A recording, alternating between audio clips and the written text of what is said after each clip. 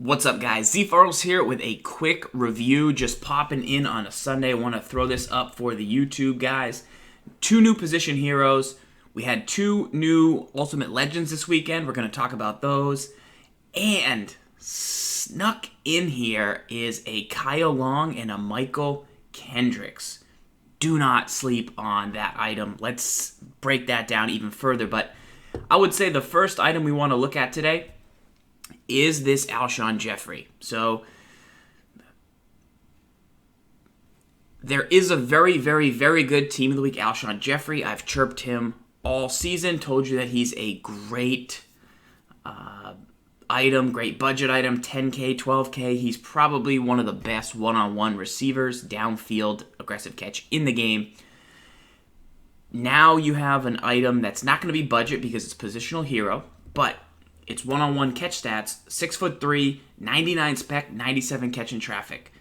In my opinion, that puts him up there with the 95 or so Kelvin Benjamin, who's taller but slower, and I think he has similar spec and catch in traffic. Now, 95 route running, as you guys know, and some guy on my YouTube video commented yesterday, 96 doesn't matter. It's not different than 95. Oh, it isn't? So I want to see 96 because I believe route running wise, you're going to get more separation with 96 and you're going to be able to playmaker and take control faster. So until I test Alshon Jeffery and I put him on a drag and I playmaker him and he insta-cuts or doesn't insta-cut, that's the route running in my opinion. Michael Irvin did not do that. So Michael Irvin then becomes only a one-on-one downfield spec catcher if he doesn't have that route running. But this guy is a 99 release, plus he's very, very strong and has pretty good run block. He's not Hines Ward, he's not Brandon Marshall, but he's still very strong out there on the edge. And he can one-on-one downfield catch. So we have to test this guy to see if on a drag, this guy does it. Now, Young Dower in the chat is saying that Demaryius Thomas Final Edition is much better deal. So if we actually click in here and look real quick and compare Demaryius Thomas, I'm a huge fan of the Demaryius Thomas. And I've also played against Demaryius Thomas quite a bit. And he's been very, very tough to stop. He's caught a lot of catches that I wasn't pleased that he caught against me. So for 250 stacks,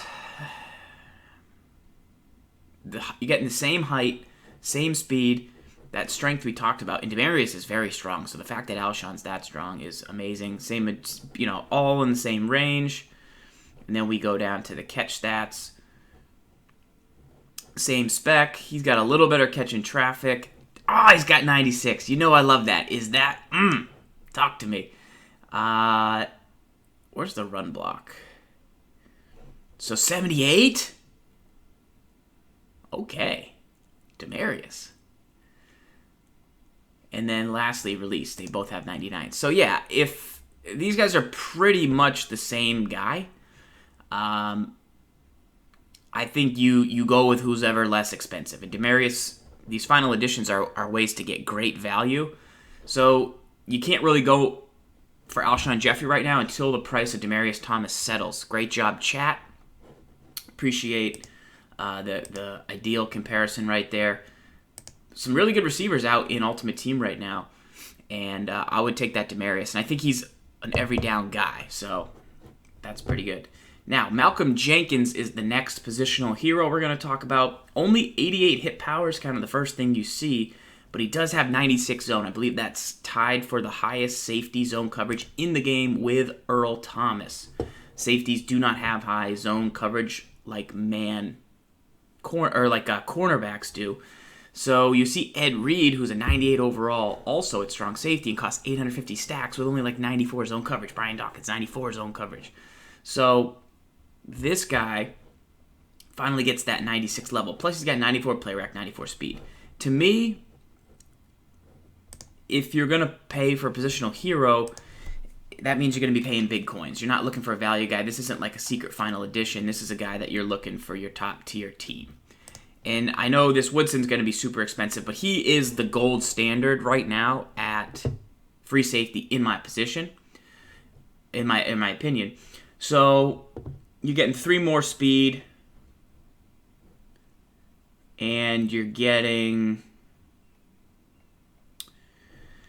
All right, you're getting 2 more hit power, so neither are really going to lay the lumber. Same pursuit, same play rec, same zone, same man. So, I tell you what, I was expecting this to be a bloodbath in favor of Charles Woodson, but for this cost, nobody can pay this. Who has that kind of coins lying around? I don't. I don't have that kind of coins lying around, so we'll see what this Jenkins comes in at. Quinn's still up at the 500K mark. They're both, I mean, you're getting a little more speed and a little more excel. But like I say, is it worth that cost? Same pursuit, 91 play rec. What's the zone coverage? 96, 97 on this guy. Okay, so Quinn is actually one zone better. I tell you what, if this... Because none of these guys are laying the bat anyway. So, these are kind of the next 2 guys underneath this Woodson because the speed's a little slower. But whichever one's cheaper, I'm taking either one of those. So we got to find out what this ends up settling in at. But 94 speed, I actually like this Jenkins more at second glance than I did. Kind of disappointed it wasn't a guy like Harrison Smith. Not that I really care. I don't see names on jerseys. I just see ratings and if they make plays on the field. But I do want to see another Harrison Smith for sure. So that's pretty legit. Now, we talked a little bit about the combine guys that snuck out today. Kyle Long's the first one. 92 strength, 96 pass block, 93 run block. He's a right guard. He's no Larry Allen, but yeah, no, he can't play. Sorry. Maybe if his cost comes super low, but 92 strength at this point in the game, you can't play. Sorry. But Michael Kendricks, middle linebacker, 95 speed, 6 feet, 95 pop in his bat, big hitter trait, and 93 play rec. So let's actually compare Michael Kendricks with Ray Lewis and Shazier. He's coming out of the millie. This Ray Lew for 500, not bad. Because his initial legend stayed up at that price. So I know Long is faster, but unless you're really pulling guards, like, what are you gonna do? So all 3 have the big hitter trait. So you're looking to lay some lumber. Overall, don't matter. So, speed. Kendricks is now the fastest guy. He's up there with Anthony Barr, Bud Dupree at that 94, 95 premium range. He's only 6 feet tall. Kind of a bit of a knock, but you might not use him. Strength is the lowest. Shazier's. Wow. Every time I remind myself that the Shazier exists, it's pretty crazy. But the 96 Excel makes up for some of that agility. And defensively, his tackle's right up there. His hip power's right up there. He's not going to really rush for you. I like this, but you're not going to really rush a middle linebacker. So I can throw those stats out for what I want to do with them. 99 pursuit, 93 play rec. So the Shazier can't play on his own. You got to basically commit to user in the Shazier, in my opinion. 90 zone coverage. So, okay. So, yeah, this is the rub on the Kendricks compared to the Ray Lewis. Ray is a run defender. Ray is a middle linebacker run defender. He's fast enough to play. He's got the hip power to play. And he has the strength to play in the block shed. Where's the block shed? He's got the 10-plus block shed. So he's the middle linebacker you need if you need run defense in the middle. The problem with Ray is, like, in the nickel 3-3-5 odd, he's good on early downs. And he's good in the dime for run D. But once the Ray Lewis gets into zone coverage, and I have to sub him out for man for the Brooks, you need this guy. You need this guy. So Kendricks fills a huge gap, in my opinion. He becomes the new fastest guy for zone coverage with play rec, with pursuit. Still not as good of a run defender as Ray, but he fits that role. And so now there's nobody like him. And anytime there's a guy there's nobody like him, well, that's the guy you got to go after. So shout out to Michael Kendricks for becoming a new style of item that we haven't really had at that level. Big fan of that. Lastly, we went over these a little bit yesterday on the stream over here on twitch.tv/Madden Tips. The John Randle, so he only has 93 Excel along with the 87 speed. I thought with the 87 speed he would get a little bit more Excel. 97 strength and 95 block shed are good, but you can do better at this point. 100 finesse move is good. It doesn't get any better, and he has all the traits. But you could also kind of get that from the stray hand, from a few other items. And he's not an every down defender on first and second down, which maybe are rundowns because of his strength. You can do better. And I'm talking at the peak for what you're going to pay. And then you got the finesse, and he's fast, but a DN's going to, that you're going to move inside is going to end up basically getting there. So I'm going to pass on the Randle. I do need him because his style. I'm going to try and get him and put him second behind me and Joe. I like him. It's just not, is he a boss? Is he a boss, endgame, never going to have to buy another guy? You're going to pay all this coins. I'm going to hold out, personally, unless I see him start tearing it up, because the old Randle tore it up in Madden 25. Tore it up. And then Steve Hutchinson, he's good. You don't get excited about a left guard, and I'm running the Steve Hutchinson 92 right now. And at first I was like, But the more I look at it, 97 strength with 100 run block and 96 pass block. Yes, for a boss, is that endgame? I don't think so. But that's the next guy you got to have in your lineup if you want to stay up on where you're at. So with the Randle, the 97, but the Mean Joe's better. There's some bigger, beefy run guys in the game. He's only 6'1". He's a speed player, but he doesn't have the Excel to really be a speed player, in my opinion. And plus, you're going to get a lot of that value from rushing the passer. I'm talking at the end of the game. Like, you're paying for a boss. You know what I'm saying? And Steve Hutchinson, I think he fits the bill. It's just that a left guard's tough for me to judge, and I don't know what people pay for these items. 98 impact's nice if you're pulling him, but it's not bad. None of his other really items match up. This Randle Strength Edition, you get 99. He can't really play because he doesn't have the block shed. Speed Edition, he's got 91 with 98 finesse. Like, essentially, if you're subbing in your guys right, you're treating the Boss Edition the same as the Speed Edition. Almost. Just a thought I'm throwing out there. And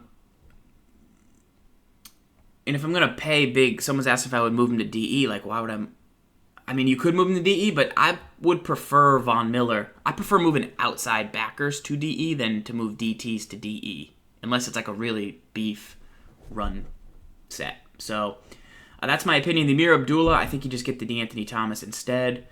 The Golston, we're going to pass on him. So I'm excited that they're dropping these new combine items because it's giving us more and more stuff. Like, I was expecting this Alshon Jeffery to be the best item today.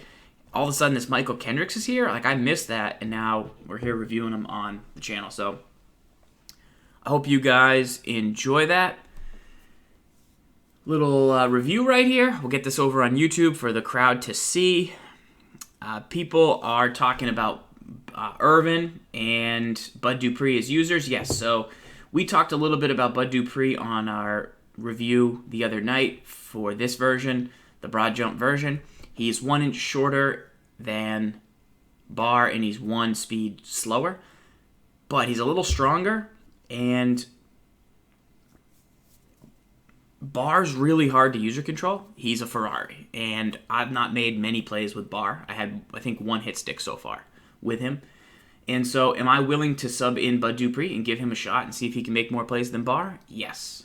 And so I need to check the pricing and everything. I think Barr's still technically the best on paper, but if the Dupree gets in there and starts making plays for me, then I'm going to go with him. So that's, the deal. The other item you guys were talking about were Bruce Irvin. His 3-cone is 95 speed. He's a little weaker, but man, could he really do some damage.